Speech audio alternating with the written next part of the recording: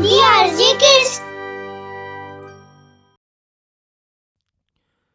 कहानी दो चोर। एक शहर में रंगा बिल्ला नाम के दो चोर रहते थे। एक रात वो दोनों बैठकर बात कर रहे होते हैं।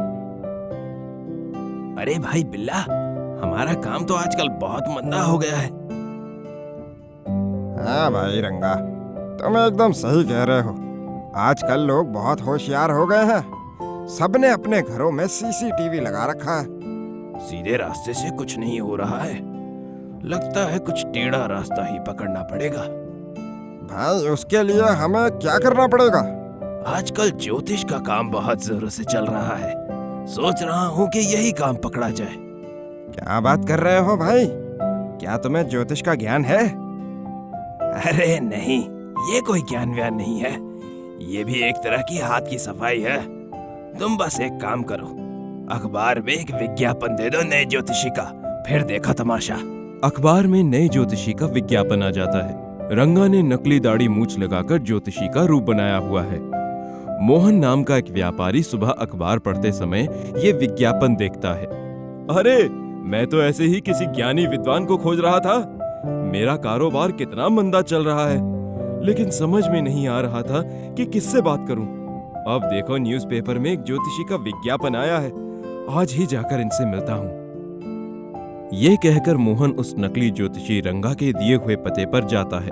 बाहर ज्योतिषी रामानंद लिखा हुआ है। वो उस मकान के अंदर जाता है। वहां बिल्ला पहले से ही बैठा हुआ है। हाँ भाई, कौन हो? ज्योतिषी रामानंद जी से मिलना है। हाँ, तुम बिल्कुल सही जगह पर आए हो, लेकिन उनसे मिलने के लिए आपको थोड़ा इंतजार करना पड़ेगा। लेकिन क्यों? वो अभी व्यस्त हैं। अच्छा, ये तो बहुत बड़े ज्ञानी महात्मा लगते हैं। जब तक बाबा जी व्यस्त हैं, तब तक हम कुछ बात कर लेते हैं। बिल्ला चुपके से अपने मोबाइल से रंगा को कॉल करके फोन रख देता है, जिससे रंगा इन दोनों की बातें अंदर बैठकर सुन सके। मेरा नाम मोहन है, मैं पास में ही रहता हूँ, व्यापारी हूँ। लेकिन आजकल मेरा काम बहुत मंदा पड़ गया है, इसीलिए मैं बाबा जी से मिलने आया हूँ। उधर ज्योतिषी बना रंगा अंदर वाले कमरे में बैठकर मोहन की सारी बातें सुन लेता है। क्या बात है, बिल्ला ने इस आदमी को ऐसे फंसा दिया है कि अपने मुंह से ही सब कुछ बता रहा है। चलो अब इसको बुलाता हूँ। वो बाहर की तरफ लगी एक घंटी बजाता है। जाओ भाई, अंदर जाओ, तुम्हारा नंबर आ गया है। मोहन अंदर रंगा के कमरे में जाता है। आओ मोहन, आओ। अरे, आप मेरा नाम कैसे जानते हैं बाबा? मैं तुम्हारा नाम और काम सब जानता हूँ। मुझे तुम्हारे बारे में सब पता है, मैं सब जानता हूँ। आओ बैठो। मोहन सामने रखी कुर्सी पर बैठ जाता है।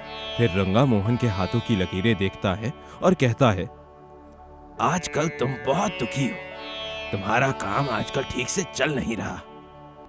हाँ बाबा, एकदम सही कह रहे हैं आप। अरे लेकिन ये क्या, एक बहुत बड़ी समस्या सामने आने वाली है। तुम्हारे ऊपर कोई घोर संकट आने वाला है। कैसा संकट बाबा? मुझे उस संकट से बचने का कोई उपाय बताइए। ये लो, इसे अपने दाहिने हाथ के सबसे छोटी उंगली में पहन लो, इससे तुम्हारा संकट टल जाएगा। दे दीजिए बाबा। ये लो, और 40,000 रुपए दो इस अंगूठी के। 40,000? लेकिन इतने पैसे तो अभी नहीं है मेरे पास बाबा। ये अंगूठी कोई साधारण अंगूठी नहीं है, इसमें 50,000 मंत्रों का जाप है। ये सिद्ध अंगूठी है, इसके पहनने से तुम्हारा कारोबार भी चल पड़ेगा और संकट भी टल जाएगा। मेरे पास इतने पैसे नहीं है, मैं भी केवल 5,000 रुपए ही दे सकता हूँ। ठीक है, अभी तुम इतने ही दे दो और अंगूठी ले जाओ। जब तुम्हारा काम हो जाएगा तब बाकी के पैसे दे देना। ठीक है बाबा, बहुत बहुत धन्यवाद। ये कहकर मोहन वहां से चला जाता है। बिल्ला, बिल्ला, अब जो भी करना है वो बिल्ला करेगा। मोहन अपने घर की तरफ पैदल जा रहा होता है। बिल्ला एक नारियल के पेड़ पर छुपकर बैठा होता है। जैसे ही मोहन पेड़ के नीचे से जाने लगता है, बिल्ला उसके ऊपर नारियल गिरा देता है। अरे बाप रे, इतना बड़ा नारियल! बाल बाल बच गया। नारियल ऊपर से आकर गिरा लेकिन सर बच गया। मैं सब समझ गया। बाबा ने इसी संकट के बारे में कहा था। ये नारियल मेरे सर पे भी गिर सकता था, लेकिन इस अंगूठी ने मुझे बचा लिया। मोहन ने उस ज्योतिषी का गुणगान करना शुरू कर दिया। देखते ही देखते रंगा बिल्ला की नकली ज्योतिषी की दुकान चल पड़ी। लोग भीड़ लगाकर बाबा से मिलने आने लगे, अंगूठी ले जाते और बदले में ढेरों रुपए दे जाते। रात में जब रंगा बिल्ला आपस में बात करते हैं, बहुत मजा आ रहा है।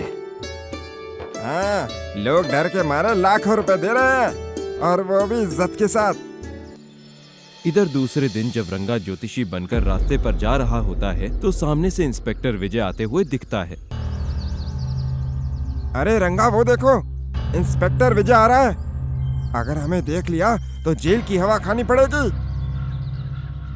अरे बेवकूफ, वो मुझे पहचान कैसे पाएगा? तू चुप जा और देख कि मैं कैसे इसको मूर्ख बनाता हूँ। रंगा इंस्पेक्टर के पास आकर कहता है, क्या हुआ बेटा, बहुत परेशान लग रहे हो? हाँ बाबा, मैं बहुत परेशान हूँ। इंस्पेक्टर विजय, तुम्हारा प्रमोशन नहीं हो रहा है, यही परेशानी है ना? हाँ, आपने सही कहा बाबा। बार बार मेरा प्रमोशन होते होते रह जाता है। समझ नहीं आ रहा कि क्या करूं। लेकिन आप कौन हैं? और आपको मेरे बारे में ये सब कैसे पता? अरे मुझे सब पता है।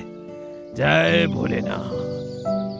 सुनो, तुम्हारा प्रमोशन बहुत आसानी से हो जाएगा अगर तुम मेरी ये अंगूठी पहन लो, लेकिन इसकी कीमत 40,000 रुपए है। अगर ऐसा हो सकता है तो मैं अभी पैसे देता हूँ। वो रंगा को पैसे देता है और अंगूठी पहन लेता है। जा बेटा जा, तेरा अच्छा समय आने वाला है और इसे कोई नहीं रोक सकता। आप तो मेरे लिए भगवान का रूप है बाबा। नहीं बेटा, मैं तो बस भोलेनाथ का भक्त हूँ। ये कहकर रंगा वहां से चला जाता है। विजय भी अपने घर आकर बहुत खुश रहता है। अब तो मुझे बाबा मिल गए हैं, अब तो मैं कमिश्नर भी बन जाऊंगा। वो मन ही मन बहुत खुश होता है और अपनी पत्नी से अपनी कुंडली मांगता है। सीमा, मेरी कुंडली कहाँ है? वहीं अलमारी में रखी है, ले लीजिए। सीमा, मेरी कुंडली कहाँ है? विजय अलमारी से एक पेपर निकालता है। यही होगी कुंडली। अब बाबा के पास जाता हूँ। अब तो मेरा प्रमोशन कोई नहीं रोक सकता। ये कहकर वो रंगा के पास आता है। ज्योतिषी बना रंगा उसके सामने ध्यान लगाकर बैठा रहता है। बाबा, क्या मैं डायरेक्ट कमिश्नर बन सकता हूँ? जय भोलेनाथ। क्यों नहीं, क्यों नहीं, पहले तुम्हारी कुंडली तो देख लो। फिर रंगा विजय की कुंडली देखता है और कहता है, 5वें घर में शनि बैठा है और उसकी दृष्टि राहु पर है। तीसरे घर में चंद्र छुप कर बैठा है। तुम कमिश्नर नहीं बन सकते हो, कभी नहीं बन सकते हो। सारे योग्य खराब है। ऐसा मत कहिए बाबा, एक बार फिर से कुंडली देख लीजिए। अगर कोई उपाय हो तो बताइए, मैं करने को तैयार हूँ, चाहे जितना भी खर्चा हो। ठीक है, तो फिर अभी 1 लाख रुपए दे दो और शनिवार को 3 लाख और ले आना। फिर तुम्हारी कुंडली की पूजा होगी, जिससे इसके सारे दोष मिट जाएंगे और नए द्वार खुल जाएंगे। ठीक है बाबा। विजय बाबा को पैसे देता है और अपनी कुंडली उनसे लेकर वहां से निकल जाता है। अरे ये क्या? ये तो मेरे नए घर का नक्शा है। मतलब ये कोई ज्योतिषी नहीं, मुझे ठग रहा था। ये कहकर विजय वापस रंगा बिल्ला के पास आता है। क्या हुआ बेटा, अब क्या चाहिए तुम्हें? अब मुझे नहीं, तुम्हें चाहिए हवालात की सैर। मेरे घर के नक्शे को देखकर मेरा भविष्य बता रहा था, मुझे ठग रहा था। अरे रे रे, अरे रे, नहीं नहीं। अब तुम दोनों की खैर नहीं। चलो अब तुम्हारे हवालात की सैर करवाता हूं। इंस्पेक्टर विजय उन दोनों को पकड़कर ले जाता है।